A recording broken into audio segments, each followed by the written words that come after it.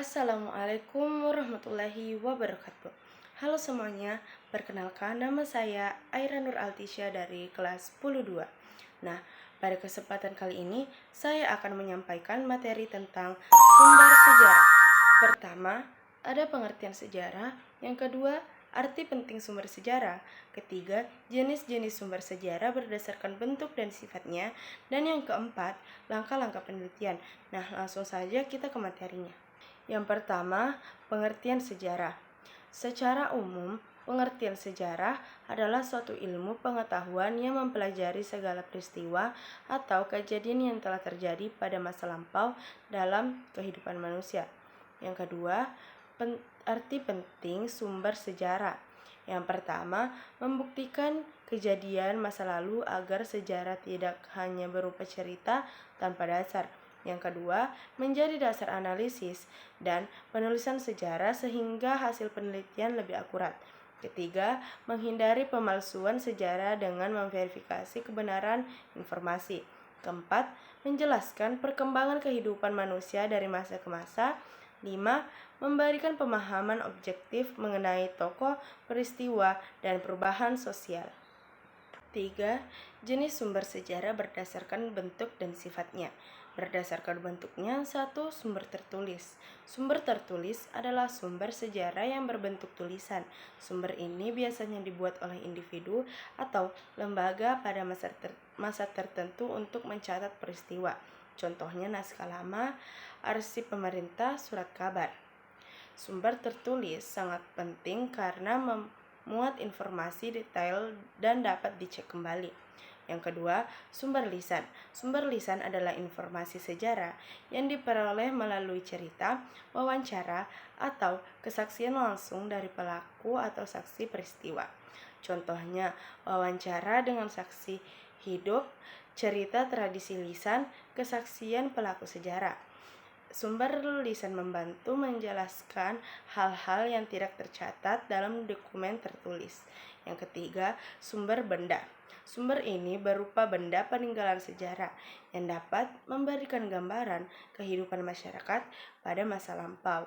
Contohnya, bangunan bersejarah seperti candi, benteng, senjata tradisional, patung, pakaian kuno. Artefak membantu mengetahui teknologi budaya dan gaya hidup masa lalu.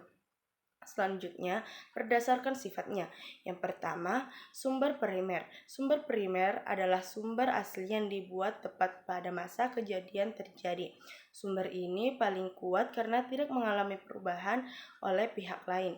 Contohnya, foto asli peristiwa, catatan harian tokoh, surat resmi pada masa itu, kesaksian saksi mata.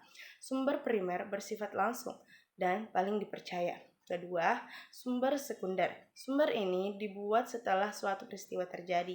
Isinya biasanya merupakan hasil analisis atau ringkasan dari sumber primer. Contohnya, buku sejarah, jurnal penelitian, artikel ilmiah. Sumber sekunder membantu memahami peristiwa dari sudut pandang peneliti.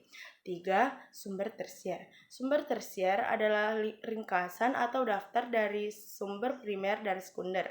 Biasanya tidak berisi penjelasan panjang, hanya sebagai petunjuk sumber. Contohnya indeks, daftar pusaka.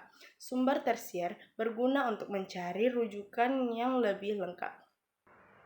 Yang kelima, langkah-langkah penelitian. Yang pertama ada heuristik, yaitu tahap pencarian dan pengumpulan sumber, data atau fakta. Yang kedua, kritik atau verifikasi, tahap penilaian terhadap sumber-sumber yang telah dikumpulkan untuk menguji keaslian dan kredibilitasnya. Terbagi menjadi dua, yaitu kritik eksternal yang menilai keaslian sumber, bahan, waktu, dan tulisan, dan kritik internal, yaitu menilai kredibilitas isi sumber, dapat dipercaya atau tidak. Yang ketiga, interpretasi, analisis atau sintesis, yaitu tahap penafsiran fakta-fakta sejarah dan menghubungkannya hingga menjadi satu kesatuan yang bermakna. 4. Historiografi, tahap penulisan sejarah yang sistematis dan kronologis. Baik, itulah tadi pemaparan materi tentang sumber sejarah dari saya. Lebih dan kurangnya mohon dimaafkan. Wabillahi taufiq wal hidayah. Wassalamualaikum warahmatullahi wabarakatuh.